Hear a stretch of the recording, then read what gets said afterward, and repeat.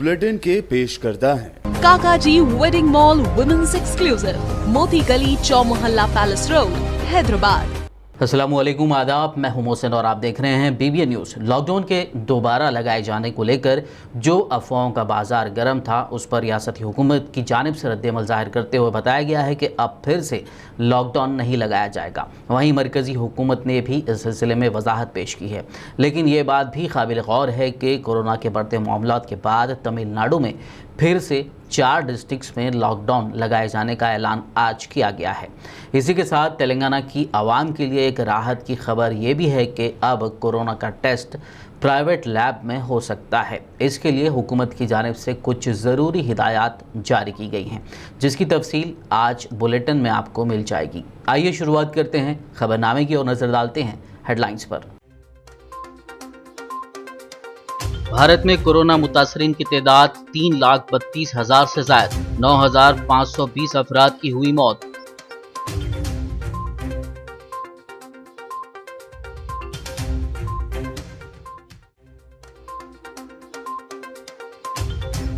तेलंगाना के private hospital में corona virus के इलाज की शरहों का तयन, 2,200 रुपए में होगा कोरोना का टेस्ट।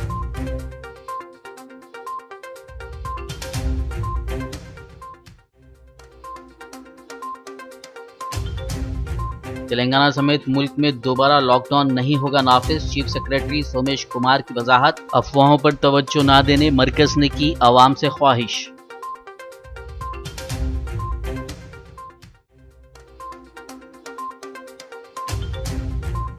तेलंगाना में हुक्मरान जमात के एक और रुकन असेंबली को कोरोना वायरस, अब तक 3 MLA पाए गए कोरोना पॉजिटिव।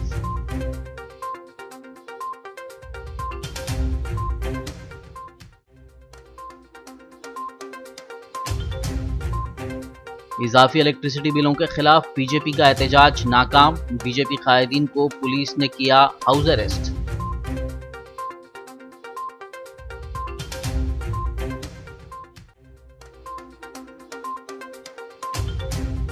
आइंदा 3 दिनों के दौरान तेलंगाना भर में हल्की ता औसत बारिश का इम्कान, महकमे मौसमियात की पेश कयासी। आज रात हैदराबाद समेत मुख्तलिफ मकामात पर हो सकती है बारिश।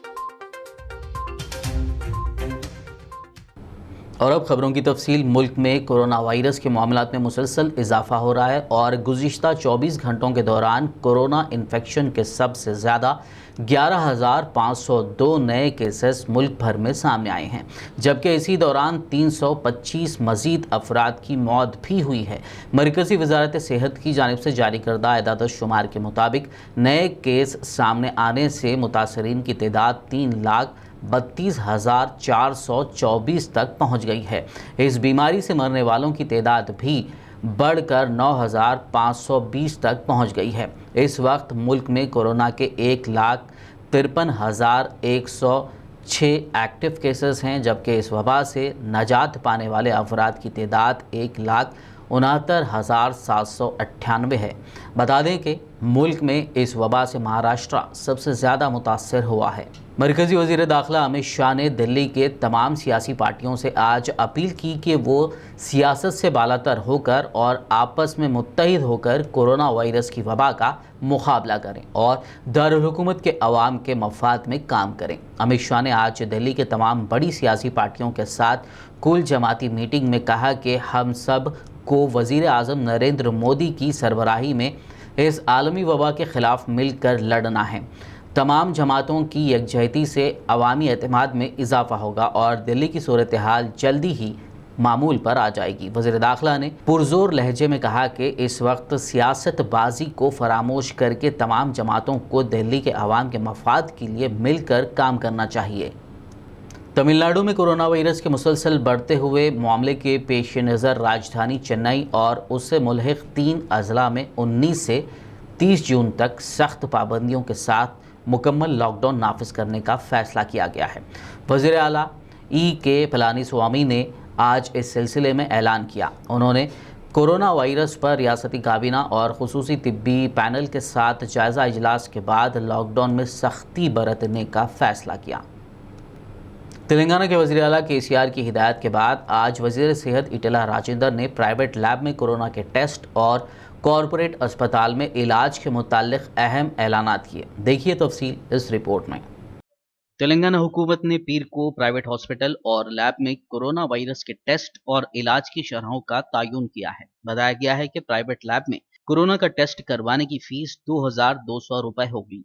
वहीं आइसोलेशन के लिए कॉरपोरेट हॉस्पिटल में हर रोज 4000 रुपए चार्ज किए जाएंगे, जबकि आईसीयू की फीस 7500 रुपए बगैर वेंटिलेटर्स के चार्ज की जाएगी। इसी तरह वेंटिलेटर के साथ आईसीयू की फीस 9000 रुपए मुकर्रर की गई है। वजीर सेहत इटेला राजेंद्र ने वाजे किया कि ये चार्जेस एंटीवायरल दवाइयों से हट कर होंगे जो मरीज को हॉस्पिटल की तरफ से फराहम की जाएंगी।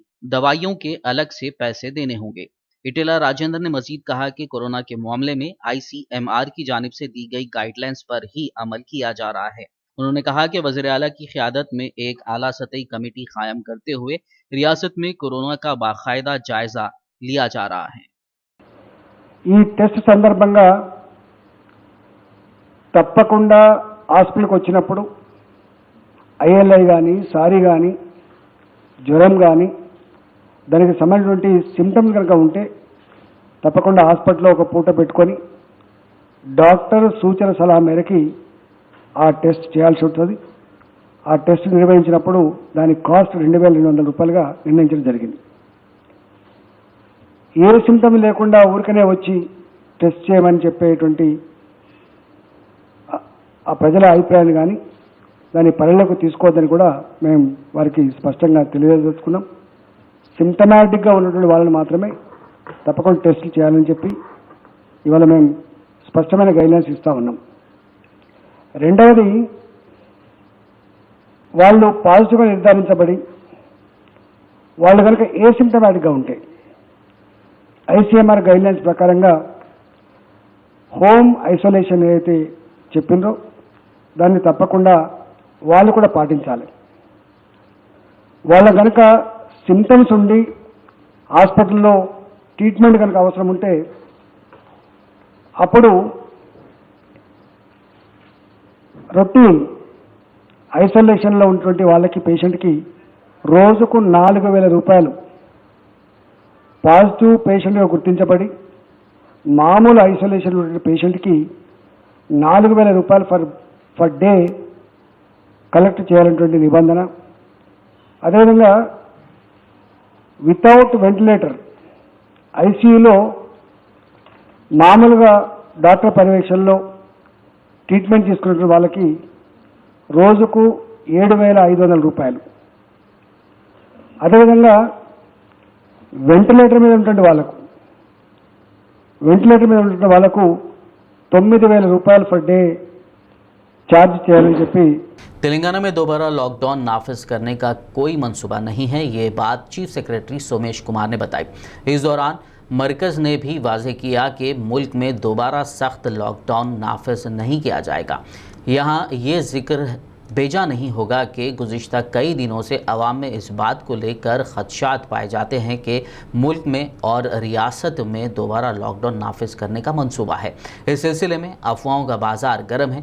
मरकज़ ने अवाम से ख्वाहिश की है कि वो ऐसी अफवाहों पर तवज्जो ना दें और इस सिलसिले में सोशल मीडिया पर फैलाए जाने वाले पैगामात को झूठ पर मुबनी करार दिया गया है।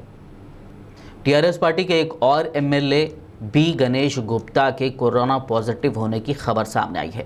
बताया गया है कि खराबी सेहत के बाद उन्होंने हैदराबाद के एक अस्पताल में कोरोना का टेस्ट करवाया, जिसमें उनके कोरोना पॉजिटिव होने की तस्दीक हुई है। वाज़ेह हो कि इतवार को निज़ामाबाद रूरल के एमएलए बाजी रेड्डी गोवर्धन कोरोना पॉजिटिव पाए गए थे। गौरतलब है कि हफ्ते के रोज़ जनगांव रुकन असम्बली मुत्ती रेड्डी सबसे पहले कोरोना से मुतासर हुए थे। इस तरह टीआरएस के 3 एमएलए अब कोरोना से पॉजिटिव पाए गए हैं। तेलंगाना रियासत में आवाम को मौसूल हुई भारी इलेक्ट्रिसिटी बिलों के खिलाफ आज बीजेपी ने महकमे बरखी के तमाम दफातर के रूबरू गैर मुअय्यना मुद्दती सिट इन एहतजाज की कॉल दी थी, जिसके पेश नज़र पुलिस ने बीजेपी के कायदीन को एहतियाती तौर पर तहवील में ले लिया। तेलंगाना बीजेपी सदर बंडी संजय को पार्टी ऑफिस के पास, जबकि साबिक सदर डॉक्टर के लक्ष्मण को उनके घर के पास ही तहवील में ले लिया गया। वहीं खबर है कि दीगर बीजेपी कायदीन को शहर हैदराबाद समेत दीगर मकामात पर उस वक्त तहवील में लिया गया जब वो धरना देने के लिए जा रहे थे। వెంటనే Bharatiya Janata party down down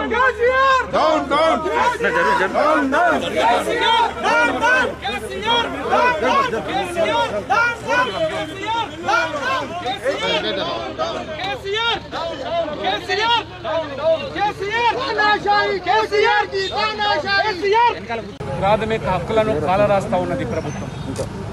కనీసం ఇవాళ నేను పార్టీ ఆఫీస్కి వెళ్తామంటే కూడా పోలీసులు అనుమతించడం లేదు. కేసీఆర్ ప్రభుత్వం ఇవాళ ముఖ్యంగా కరోనా సందర్భంలో ప్రజలు పడుతున్న బాధలు ఇబ్బందులు గమనించి ఊరట కల్పించాల్సింది పోయి ఉపాధి పోయింది, ఉద్యోగాలు పోయాయి, కూలిపోయింది. సందట్లో సడమియా మాదిరిగా కరెంటు ఛార్జీలు విపరీతంగా బాధి 3 మాసాలకు ఆ రీడింగ్ తీసుకొని ఇవాళ వేల రూపాయలు బిల్లు వేస్తూ ఉంటే దాన్ని సర్దిద్దుకోమని ముఖ్యమంత్రి చెప్తే సస్యమీరు అంటున్నారు. విద్యుత్ శక్తి శాఖ మంత్రి జగదీష్ రెడ్డి గారు బిల్లులు కట్టకపోతే కరెంటు కట్ చేస్తామంటారు.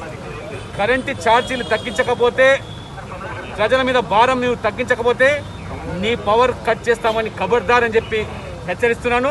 గత ప్రభుత్వాలు కరెంటు ఛార్జీల మీద ఆ రోజు ప్రభుత్వాలు పూనుకుంటే ప్రజలు తిరగబడ్డారు, ప్రభుత్వాలే కూలిపోయినాయి.